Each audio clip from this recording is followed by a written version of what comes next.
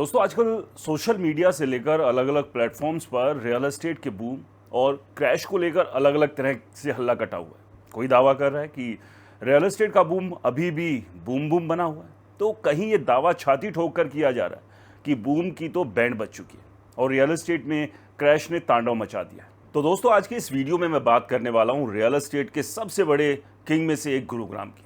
क्या गुरुग्राम में आने वाले समय में प्रॉपर्टी के दाम 50% तक गिरने वाले हैं? क्या गुरुग्राम में प्रॉपर्टी मार्केट में आया हुआ बूम खत्म हो गया? और सबसे बड़ी बात कि जो दावे सोशल मीडिया पर हो रहे हैं उनकी सच्चाई क्या है? नमस्कार, मेरा नाम है राजके वर्मा और आप देख रहे हैं रिपोर्टर जी। दोस्तों अगर मैं आपसे कहूं कि आज गुरुग्राम, नोएडा और दिल्ली एनसीआर में प्रॉपर्टी खरीदने वाला सबसे बड़ा सवाल ये नहीं है कि घर कितना महंगा है, बल्कि सबसे बड़ा सवाल ये है कि आज जो करोड़ों रुपए देकर लोग फ्लैट खरीद रहे हैं वही फ्लैट कुछ साल बाद आधी कीमत पर मिलेंगे क्या? क्या वाकई रियल एस्टेट में एक ऐसा बबल बन चुका है जो कभी भी फट सकता है, या फिर ये सिर्फ सोशल मीडिया पर फैलाया जा रहा डर है?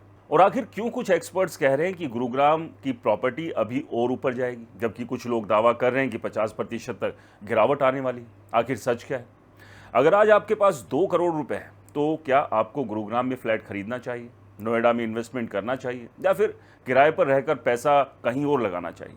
और एक और सवाल जो हर मिडिल क्लास परिवार के मन में है, क्या आज भी अपना घर खरीदना समझदारी है, या फिर होम लोन लेकर एक ऐसा जाल जिसमें फंसकर लोग पूरी जिंदगी ईएमआई भरते भरते रह जाएंगे? दोस्तों आज के इस वीडियो में मैं इन्हीं सवालों का जवाब दूंगा, आंकड़ों के साथ, ग्राउंड रियलिटी के साथ और उन बातों के साथ जो सोशल मीडिया पर अक्सर नहीं बताई जाती। इसलिए आपसे रिक्वेस्ट है, इस वीडियो को अंत तक ज़रूर देखिए, क्योंकि अंत में मैं आपको बताऊंगा कि आखिर क्यों कुछ लोग आज भी करोड़ों रुपए की प्रॉपर्टी खरीद रहे हैं, जबकि दूसरी तरफ लगातार ऐसी खबरें आती रही है कि प्रॉपर्टी की बिक्री घट रही। आखिर सच क्या है? तो चलिए शुरू करते हैं। दोस्तों पिछले 3 से 4 सालों में अगर किसी शहर ने सबसे ज़्यादा लोगों का ध्यान खींचा है तो वो है गुरुग्राम। कई इलाकों में प्रॉपर्टी की कीमतें 50 से 70% तक बढ़ चुकी है, या इससे कहीं ज़्यादा। खासतौर पर द्वारका एक्सप्रेसवे, न्यू गुरुग्राम और गोल्फ कोर्स एक्सटेंशन रोड जैसे इलाकों में लाखों नहीं बल्कि करोड़ों रुपए की बढ़ोतरी देखने को मिली। लेकिन सवाल यह है कि ऐसा हुआ क्यों? तो दोस्तों इसका सबसे बड़ा कारण है डिमांड और सप्लाई के बीच का गैप। हर साल लाखों लोग नौकरी, बिजनेस और बेहतर लाइफस्टाइल की तलाश में दिल्ली एनसीआर आते हैं। आईटी कंपनियां, मल्टीनेशनल कंपनियां, स्टार्टअप, ग्लोबल कैपेबिलिटी सेंटर और मैन्युफैक्चरिंग यूनिट्स लगातार बढ़ रही हैं।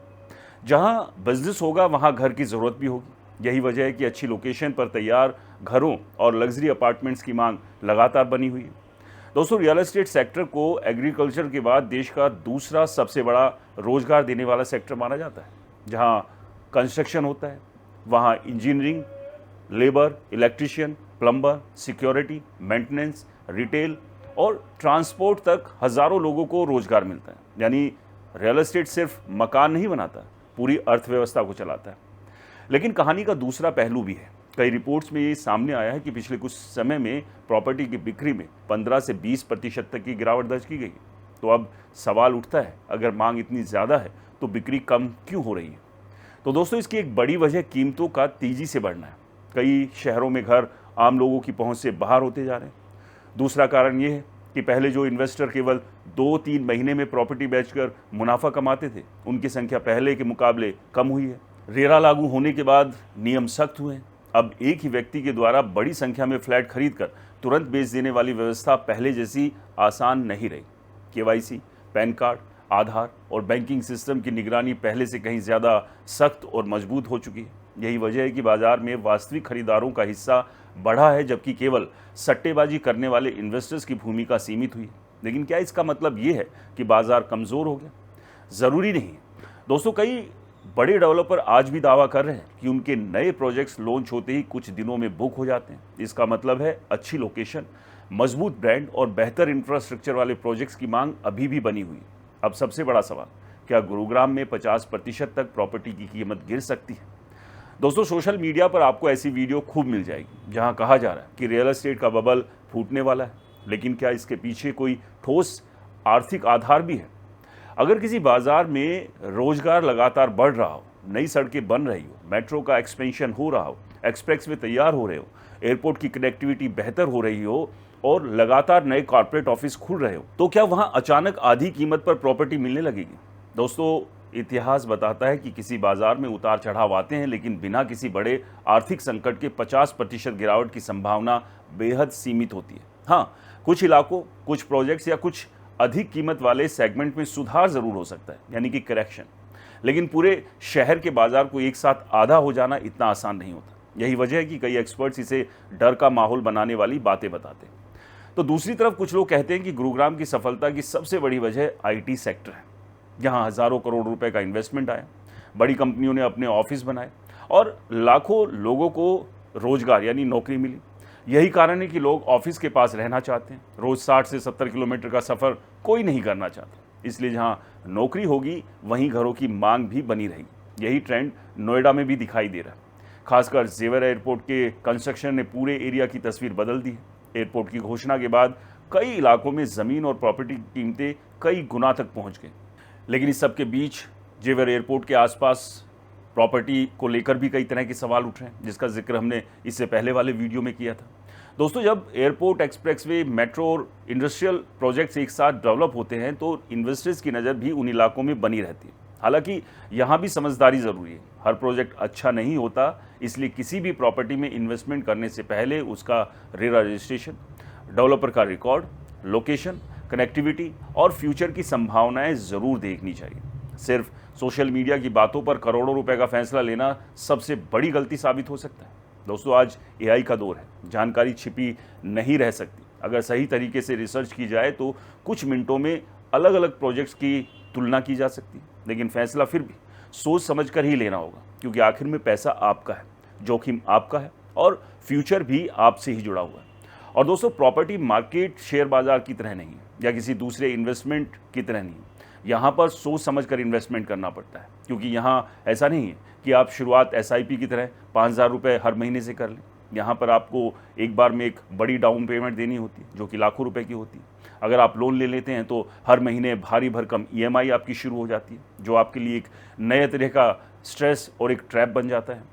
और ऐसा नहीं कि आप आंख मूंद कर किसी पर भी भरोसा कर लें, क्योंकि बहुत सारे ब्रोकर्स आपको ये कहते हैं कि अभी नहीं लिया तो कल आप पछताएंगे। और हमें लगता भी है कि किसी ने 5 साल पहले कोई प्रॉपर्टी 1 करोड़ रुपए मिली थी और 5 साल बाद उसकी कीमत 2 करोड़ रुपए हो गई।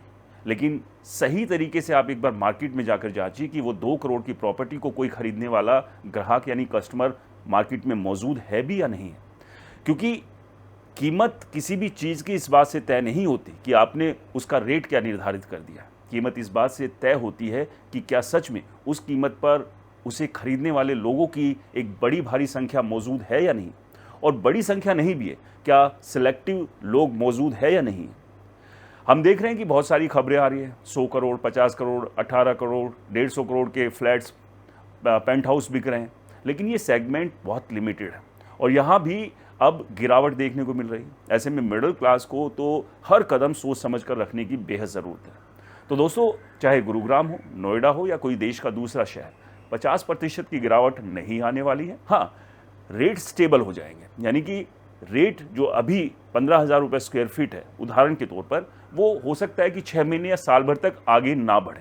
लेकिन आप अगर ये उम्मीद कर रहे हैं कि आप किसी भी बिल्डर प्रोजेक्ट में जाएंगे और 15,000 रुपये स्क्वायर फीट का जो प्राइस था आपको 6 महीने बाद 12,000 रुपये स्क्वायर फीट में बिल्डर डायरेक्ट दे देगा, ऐसा संभव नहीं। हाँ, हो सकता है कि कोई कस्टमर जिसे बेहद कोई इमरजेंसी आ गई हो, वो शायद औने पौने दाम पर बेचने को तैयार हो जाए, लेकिन बिल्डर्स की स्ट्रैटेजी साफ होती है कि वो रेट नहीं गिराता है, वो दूसरे ऑफर्स देना शुरू कर देता है। और अगर आप देखेंगे, बड़े बड़े बिल्डर्स भी नो EMI टिल पोजीशन जैसी ऑफर्स देते हैं, पेमेंट प्लान्स को ईजी बनाकर आपको ऑफर करते हैं, पार्किंग फ्री देने की बात होती है या दूसरी फैसिलिटीज़ को वो फ्री करने की बात करते हैं, या फिर गोल्ड कॉइन की बात करेंगे, विदेश में ट्रिप कराने की बात करेंगे। तो यानी कि जो छूट दी जाती है वो डायरेक्ट नहीं, इनडायरेक्ट तरीके दी जाती है। लेकिन इसको ऐसे भी कह सकते हैं कि कान ऐसे पकड़ें या ऐसे पकड़ें, बात तो बराबर ही है। लेकिन सीधे तौर पर आप कहेंगे कि 1 करोड़ के फ्लैट को कोई भी बिल्डर 80 लाख रुपए में दे देगा, ऐसी संभावनाएं नहीं है। हाँ, उसके साथ कुछ एडिशनल चीज़ें वो ज़रूर ऐड ऑन कर सकता है। फिलहाल अगर रियल एस्टेट मार्केट की बात करें तो एक स्टेबल ज़रूर हुआ है मार्केट, बहुत ज़्यादा तेज़ी से गिरा नहीं है। अनसॉल्ड इन्वेंट्रीज बहुत ज़्यादा बड़ी है, जो कि बिल्डर्स के लिए एक बड़ी चुनौती आने वाले समय में हो सकती है, लेकिन इस सब के बीच धड़ाधड़ नए नए प्रोजेक्ट्स भी लॉन्च हो रहे हैं।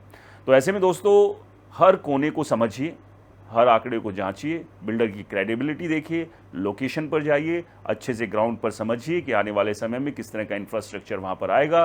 दिल्ली एनसीआर, मुंबई जैसे शहरों में आप देख ही रहे हैं कि हल्की सी बारिश में सब कुछ डूब जाता है।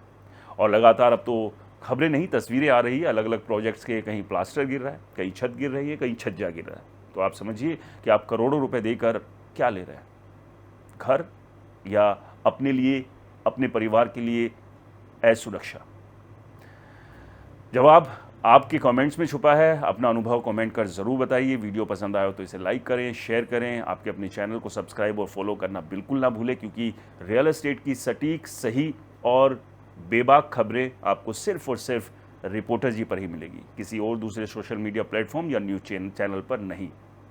फिलहाल दीजिए इजाज़त। नमस्कार, जय हिंद।